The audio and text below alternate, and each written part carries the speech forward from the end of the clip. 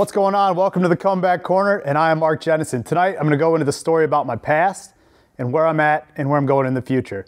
So sit back, relax, and let's rock and roll. All right, so I'm going to talk a little bit about my childhood. I came from a family of four, a dad, a brother, and a mother. It was a broken family, broken at 14, but I'm going to go back a little bit further than that. I came from the trailer. At some point, lived in a trailer down in Florida. My dad was a bricklayer. My mom, stay-at-home mom. Just kind of typical family trying to make their way in the 80s. Fast forward up to the 90s, about 1994, my parents got a divorce. It's about the time that I started drinking, using drugs, and falling into some bad ways. Up until that, I had a pretty good stable life. Raced motocross, skied, did all the things that kids like to do. So I grew up in a home full of fighting every single night. Hated waiting for my dad to come home. Was a horrible experience actually growing up. Somewhere about 94, my parents split up. I ended up going to live with my dad, back and forth between him, my uncle. Didn't really have a place to stay. Pretty much was homeless, which I actually realized today talking to my sponsor, which we'll get into that a little bit. But bounced around from couch to couch. Nobody gave a crap if I went to high school. Nobody really cared. Staying on my friends' porches, staying on their couches, wherever I could get a place to stay is where basically I would stay. So I did end up graduating high school in '98, barely, by the skin of my teeth. I think I missed probably like 60 or 70 days throughout the school year. Not for working reasons, just for the fact I had nothing else to do. I actually went to school because I had nowhere else to go, and that's where my friends were. Never made it to college, wasn't my thing. I actually can remember a story that Brian here told me about one time when we were taking some SATs. We could actually just cut this out, but there was a story about the SATs or ACTs, and we had to pay to take them, and of course I think I paid to take them, and I didn't ever show up, and everyone laughed, and I think that was pretty funny. But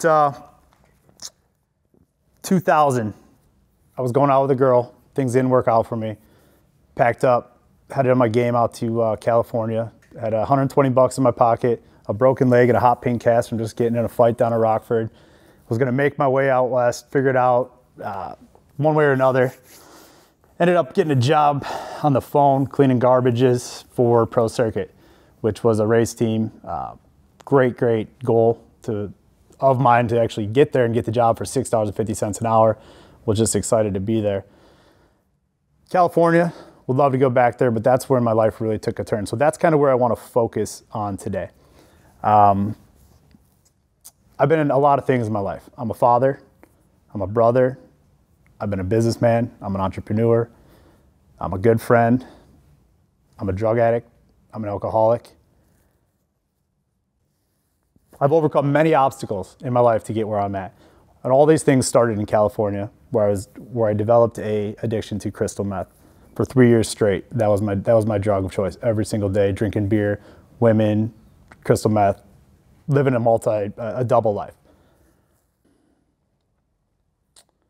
Came back from California in 2007 when my uncle had cancer, and was going to come back. I came home on a weekend thinking that we're going to have a family party. I was going to come back. I had a one-way ticket. I tried to fly home with 6 grams of meth. Actually, I did fly home with 6 grams of meth, and took me 2 tries to get on the plane. Came home for a weekend, thinking I was going to be able to fly back. Turns out my brother gave me a one-way ticket just to stay here in Wisconsin.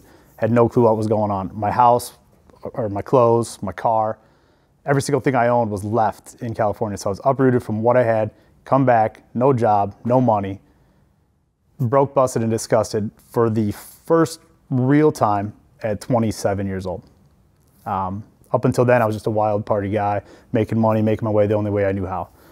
2007 comes around, starting to get my stuff together a little bit, trading the crystal meth for a bottle of Captain Morgan's a day and as much cocaine as I could get.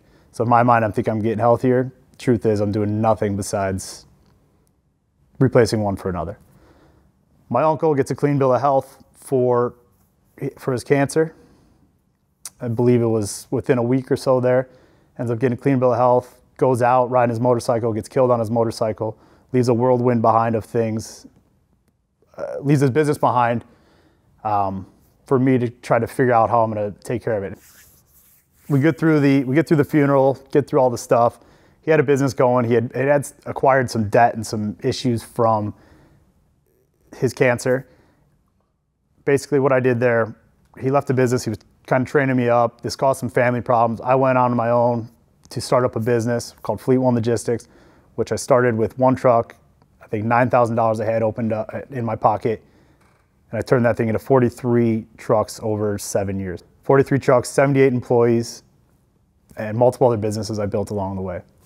So fast forward into the business, into Fleet One Logistics. I had to focus on it. I'd never built a business before. I got thrown into the hot seat. I got baptized by fire, if you will. Didn't know what to do. Didn't even know how to form an LLC. All I knew was one thing, that I was going to make it to prove them right. And I did. Unfortunately, my drug issues, my alcohol issues, my women issues got further and further and further and bigger and bigger and bigger, to the point where I didn't even know I had a problem. So all the while, as I'm starting running this business and building up this business, and I'm going from, I'm just gonna say right here, the windfall of money is crazy. Everybody wants it from you. You think you got it. I mean, I basically went from nowhere to live, homeless, to making over $1 million. I don't know, I think we did our first million in I made it in 3-4 months, something like that. So the windfall of money was very, very, very difficult for me to comprehend how to use it at that time. I had no clue really what I was doing, but like I said, I knew I was going to do it, and what it was to build a massive empire. So as I go through further and further with my drug and alcohol addictions, I end up getting married, which is a whole nother deal in itself. It was a relationship that didn't work out, that was probably toxic from the start. There's good things that came from that. I got the greatest gift ever, which is my son, Phoenix James Jennison. And that's the most proudest moment of my life, is having that kid. But that wasn't enough to stop me. I went further and further and further into drugs, alcohol. I'm gonna probably say mainly the alcohol was what pushed me towards the drugs. I basically developed a, I don't know, $200-300 cocaine habit, I would say, a day. About, yeah, $200 to $300 a day in cocaine. It got bigger and bigger and bigger, and my family owned bars, so I was able to drink for free, and I had the money to go out for free, do whatever, the money to go out and drink for free at the bar, manage this $200 to $300 cocaine addiction problem, build a business, try to raise a kid, which was not right for him. Build out other business, because at this time I'm learning. So all the time as I'm doing this, I'm learning how to manage a business and grow the business without a clear mind. I built that company up to 43 semis, 78 employees. I think I did $75 million in gross sales over the 7 years that I was in business. May 5th, 2013, I just got back from a trip in Jamaica, which we will definitely talk about that trip in a later episode. But I got back. I went from basically getting $100,000 a day put into my bank account to not a dollar. Having to figure out how I was going to make payroll with those 78 employees, and I couldn't do it. I remember the day that I was sitting at my desk with a little bit of stack of cash that I had to hand out to these employees, to feed to their families, knowing that they're going to struggle. As I sat there with a case of beer, feeling about this big, like a giant loser at the time. Got through that day, ended up signing my business contracts over, which was I need to mention here at this point, a month before I lost everything, I just signed a $27 million contract with Generac Power Systems. So I should be sitting on easy seat right now, but I'm not. So I shut the business down. I signed my contracts over to a guy who ends up getting everything that I worked my ass off for, handed to him for free, with the opportunity to take my employees, take my things, take my forklifts, take my family, my brothers, my best friends, everyone I have, put them to work, and basically run them through, treat them like crap. I ended up getting pushed out to the point where I have nothing. All I have left is this drug and alcohol problem with very, very limited funds at this time to be able to do it. So I have to figure out how to hustle just to support that. I'm behind on my child support. I'm behind on my life. I'm behind on my rent. I don't have a pot to piss in. And then things get worse. I end up June 18th. So that's May 15th. June 18th, end up out and about running with a girl that I shouldn't be with. I don't know what's going on. End up losing a very, very close friend, a brother, basically to a heroin overdose, which I never saw coming that night, and still to this day don't know how that happened or what happened there. So I ended up losing him. You know, heroin wasn't my thing or whatever. I just happened to be in the wrong place at the wrong time with the wrong person, and right off the bat, it claimed the life of someone I love dearly, without me even realizing what was going on. Life was crumbling all around me. Everything was falling apart. Not having my kid, just all these things were just piled up, and all I wanted to do was get messed up. So I lose him. I go through the rest of the money I have. I have $200 to my name. I end up getting myself clean. I remember having a drink. I sit down, I say, this is it. I go home, tell my mom, I'm gonna need to get cleaned up here for a couple days. I laid in bed for 12 days, shaking, sweating, puking, feeling like death. I had $200 still left to my name. I get this idea, because I'm still smart, that I can start another company. Obviously not with my credit, because my credit's trashed at this time. So anyways, I get this idea that I can start another company. So I get a guy to come in, help. With all of his resources, I was able to pull together with my $200, my knowledge, his resources. We were able to build a company. I took the $200 I had to get the LLC set up, and we turned that $200 into $6 million worth of $2 million worth of gross revenue inside of 8 to 10 months. Doing the same thing that I was doing before, trucking, transportation. Business was good. Some things obviously didn't work because of the way that it was set up. I got to a point where I met a girl and my life was going a different way, and I didn't want to have nothing to do with the trucking anymore. So I ended up walking away, and I had a little bit of cash left in my pocket. At this time, mind you, I'd put together about 10, that'd be a lie if I said that. I had no sobriety time because I was on steroids the whole time. So there was nothing sober or clean about me, besides the fact I wasn't drinking or using drugs. I was still every day using some sort of steroid, which to me gave a bigger challenge I had to face down the road. So I walk away from that. I walk away from Wisco Transportation, and I have some money in a safe. I'm clean and sober-ish, I guess. And next thing you know, I'm drinking. And I burn through every dollar I have. I can't afford anything. Can't even put food in my house. You know, all this time too, I have my kid. I'm making do. I'm not giving him the ample amount of time that he deserved and respected. But I got through it, and I'm getting through it. That part sucks. When I think about that right there, makes me sad. So I burned through the money, burned through everything I got again with another relapse.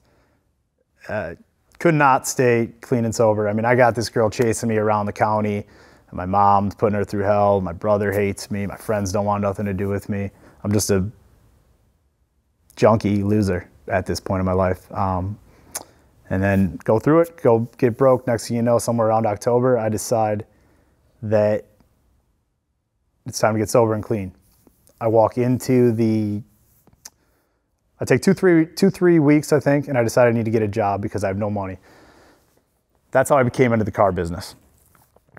I was at the gym one day, and I called Scotty Kunis, and I got this big burly beard, and you know, just had a workout and got a little bit of sobriety time underneath me. At this point, there really was nothing in me because I had no money, otherwise there probably would be. And I call him, I come over, he hires me on the spot.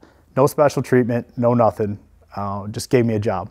I walked in here, excuse me, like I said, I walked in with a big beard. He told me I need to go home and shave. I started the following Monday.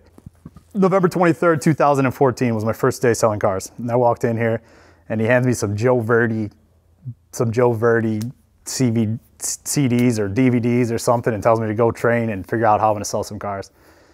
We had some Black Friday sale, I remember going on, and I was like, man, I'm selling a car. So I end up saying, screw these CDs, they're not gonna teach me anything anyways, and pick up a customer. And I think I didn't sell that guy. I think it took me like 2 or 3 tries to sell the customer. Ended up having a pretty good deal my first deal. I'm like, hey man, this is the way for me. So I go through my first few months in the car business. I'm a 10-car guy. I've never sold less than 10 cars. So I do all right. I think I get second place to Randy Rollins in the Salesman of the Month. And then the next month I'm the top guy. Then I'm back, I'm climbing up, then I'm down for a second, then all of a sudden I shift gears and I'm knocking out 17, 22, actually it was 17, then 22, and then May rolls around when I did the 22 and I go through another relapse. As it's building up, boom. I take everything I just worked for, all the 6-7 months of sobriety, because it was real sobriety, and I throw it all away again. Now, nobody knew at this time because I was able to hide it. And it was definitely a changing point in my life. So May 18th, June 10th is my birthday. I partied secretly. Maybe it wasn't such a secret, I don't know, but to me, I was thinking I was getting away with it. I stopped showing up for work somewhere around June 8th, 9th, 10th. It starts getting bad. They excused it on the birthday, June 10th. I did like 35 shots of Rumpelmans and a bunch of drugs and was just running around with the wrong crowd again. So here I am again, a 35-year-old man who just got himself back out of the 6th major relapse that I've had in my life. June 12th, Ron Hutter, Scotty Cunis, Timmy Cunis, everyone, they bring me in, basically give me an ultimatum. It's rehab or you really got nothing going for you. So what do? I jump, basically, I talk them into giving me one more night of partying because I wasn't ready to quit. And they take me out, Ron takes me out for the night. That's June 11th. I go into rehab June 12th. I blow a .365 and fail everything on the drug test except for marijuana. That was my life.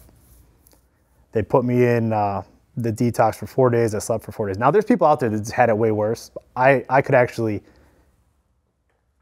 live and function somehow on this life, but so June 12th, I end up in Rosecrans. Just June 12th, 2015, I'm in Rosecrans down in Rockford. It's a co-ed rehabilitation center. It took me 21 years, 7 major relapses to get in there. And I would tell you what, I was not happy about it. I'm gonna tell this story because I was in there, I was on, like I said, all the drugs and everything. I go in there, there's a little kid in there. When they put me in the detox, we might not want to put this in there, but they put me in there, put me in detox. I'm on steroids. They put me in a tiny little gown. I sit down as I'm all jacked up, and this kid asked me to color, like color with a crayon. I flipped the table over, flipped out, and they had to give me some sedatives or whatever to calm me down because I was so crazy. I slept for 4 days after that. The only time I got up was having chocolate milk. I was not happy to be there. So rehab, I'm in there. It was a 30-day 30-day program for me to accomplish. And me being the salesman that I am, I went ahead and got myself out in 21 days. Not against the medical leave or anything like that. I was able to talk them into letting me go and letting them think that I'm okay. Probably one of the biggest mistakes I ever made because the day that I got out, within 6 hours of leaving rehab, I relapsed. Didn't take much. I was lonely. Everyone's life was going on around me except for mine. My life was coming out into this world of 21 pure days of sobriety where you look in the mirror and you have to actually deal with yourself. That was awakening for me. Not enough for me to stop. I think I had one more in me. So anyways, I go through that 6 hours, boom, I'm in the bar, I'm on drugs. I'm running around with a girl that's doing 7 years in prison right now. Things are not looking up for me. I run in at Scotty Cunis. Next thing you know, long story short, I lose my job. Go on the worst 8-day bender of my life. I'm in and out of situations that I should have never been in. Feeling guilty the whole time, ashamed of what I did, knowing that I couldn't go back and fix what I had just put so much work into, even though it was only 21 days. So I go through that. I end up having one day, 4 run-ins with the cops over about a 24-hour period. My brother and my mom and close people decide, hey, this guy's probably got a problem after all this, and they send me on a plane down to Florida. I end up going down to Florida. I get there. I didn't shower for 8-9 days. I feel bad for whoever had to sit next to me on that plane because I was shaking and stinking, and it was just a bad spot right there. So I go down to Florida. I got no money. I got nothing going for me, no job. My ex-wife won't answer my phone calls for my son. Not allowed to see him, I mean, why should she? I didn't deserve to see him at that time. As much as it angered me, she was doing what was right for him. So I'm down in Florida. I get myself to a point, I'm not using any drugs, but I'm still drinking, every chance that I can without my mom knowing or whatever. She had to give me a little bit of alcohol to help me get through because I didn't want to go through the sickness again. So I spent some time at the beach, getting deep in thought. One day I'm praying, I'm looking through all pictures on my old Facebook that I couldn't even get into of my son and all my friends and my life and going, I need to get back here. So I decide I'm getting on a plane. I head back. I have no job still. I have no money. I feel a little bit better. I jump on a plane. I come home and continue to drink. I drank all the way on the plane home, got up the next day, drank, staying at my friend's house. She had to hide the wine because I drank it. So in my mind, I'm not even doing right. Just a total, still not being able to get my job, still wanting to get my job back, but wasn't really where I needed to be in my mind. I can remember a day there. I had $4 to my name, 1 shoe on. I went to the mobile station. I don't know why I had 1 shoe on, but I had 1 shoe on, $4 to my name, and I wanted to get a bottle of vodka and a Sprite or 2 bottles of vodka. It actually might have been like $4.67. I had enough to get 2 cheap little bottles of vodka. And my biggest decision that day was, do I buy the 2 or do I get the Sprite and have a mixer? Well, I obviously chose the 2. And I'm telling everyone I'm doing good, right? Everything's fine. I end up getting my job back. I end up coming down here. I'm not doing any drugs. I end up coming down and basically begging for my job back. And they took a shot on me. I think they told me on a Friday to start on a Monday. So I basically locked myself down for the weekend.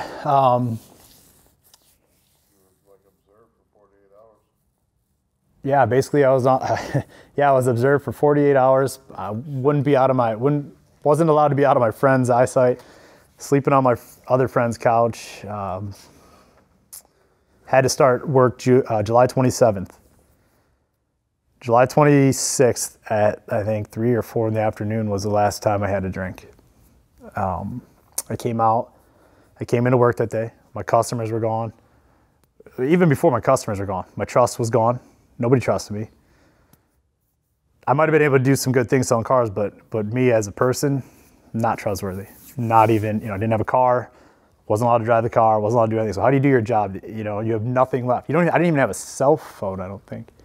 Or no, my cell phone that I had with all my customers' contacts, everything was smashed. So I had to completely start over this time. So this is a part I want to focus on for what the Comeback Corner is all about. I decided right then and there on the 27th, through my shakes and feeling crappy that I'm going to commit to be a professional, and that I'm going to come back from this, and that I have another relapse in me, but I do not have another recovery. And then I'm going to make the most out of my life, and on the way I'm going to help everyone else's life that I can. I completely made a shift in my position, in my mind, who I am and what I'm going to do, not only for myself, but for this world. I sold 90 cars in 90 days. It might have been 80. It ended up being 90 cars in 90 days. I think I missed a day or two there, but regardless, the number was right on point. With no customer bases, without anything, with no help, I sold 90 cars in 90 days. I also got my integrity back. I found God. On top of that, in those 90 days, I won back more time with my son than I had before that. I picked up 4 more days a month by going through court. I went from the bottom, literally the lowest point of my life, to being able to put all these great things together. Here we are sitting now. Since then, I don't know. I sold the most cars in the group. I think I sold 247 cars last year, combined in the 10 months that I was there. I made $140,000 selling cars in 10 months in my first year in the business, which was pretty decent. Bigger than that, though, I'm making an impact. I've changed the way that the dealership does stuff. I changed the way that some of these other salesmen go about doing their job. And I've overall changed my life. Now I'm at the point where what I do works. Whether it's starting a business from nothing, I've had to buy into myself and realize that what I do works, which is why I'm going to teach everyone out here to do what I did. Not the relapses, not the bad stuff, but how to do from nothing with enough will and desire to succeed. Hopefully you guys out there don't have drug and alcohol addictions, but just trying to figure out how to push through whatever barriers you have. I'm going to show you how to do that. So we're now working on this show. We're linked up with Grant Cardone. I got McGinnis taping my stuff here. Got my best friend over here helping us figure this stuff out. We're going to bring to you every single week new episodes with a special guest on training, on sales training, motivation, inspiration. I'm going to talk about addiction because it's dear to my heart. Obviously, I want to help as many people succeed in every area of their life. Now, this is just an intro as to what we're doing. I'm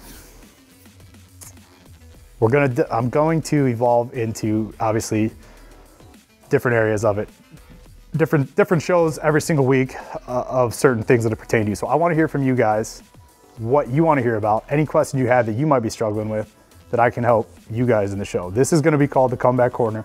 We're going to be coming live at least once a week, and I look forward to hearing from you guys as much as I can.